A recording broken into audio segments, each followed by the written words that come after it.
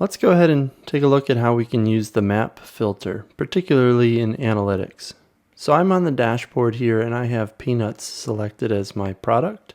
And I'm going to go ahead and click on analytics. Now by default, it's going to pre-select yield for me if I haven't been here before and selected anything else. So let's go ahead though and add some more data fields to that. I'm interested in trying to find something that's high in TSMK.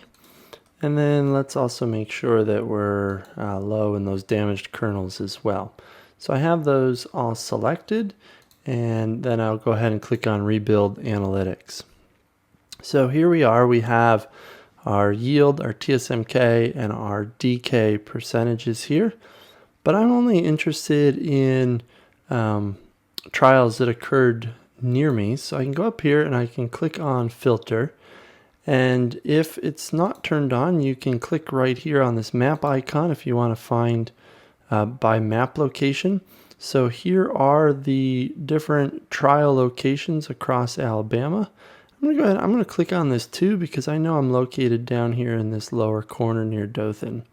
So I'm just going to select those pins, and you'll see what it's doing for me here is it's actually selecting the trial block locations that are nearest to me where I'm here. So I'm going ahead and click on those and then just say Rebuild Analytics.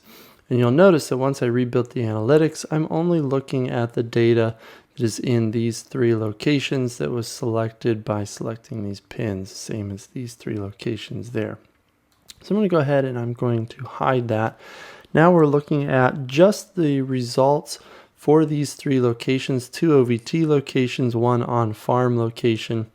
I'm looking at the current year average as well as a 3-year average here for all of these varieties. Now we're looking at yield at the moment, but I want to see how a variety performs across all 3 of these.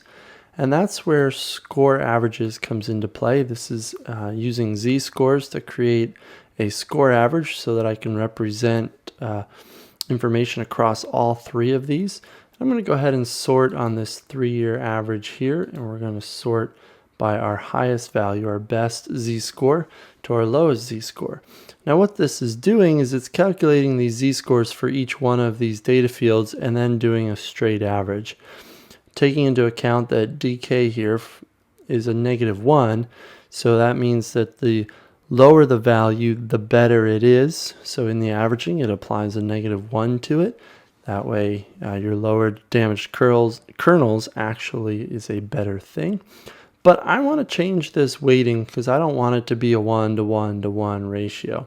So I can come up here to the weight icon, adjust data field weight, and I can see that it is all just 1-to-1.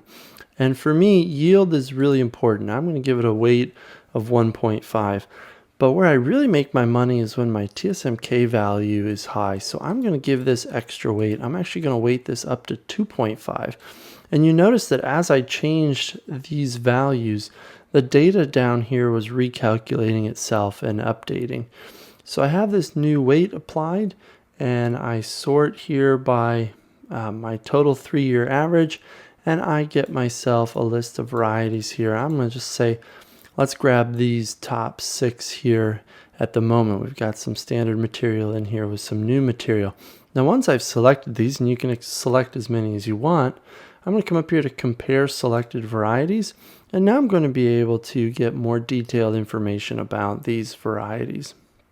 So here we are in the compare page, as you have seen before, but this allows me now to be able to compare these varieties that I pared down based on information that was available in my region, and then based on the certain scale that I gave, the weight that I gave each one of those data fields to come up with a new z-score.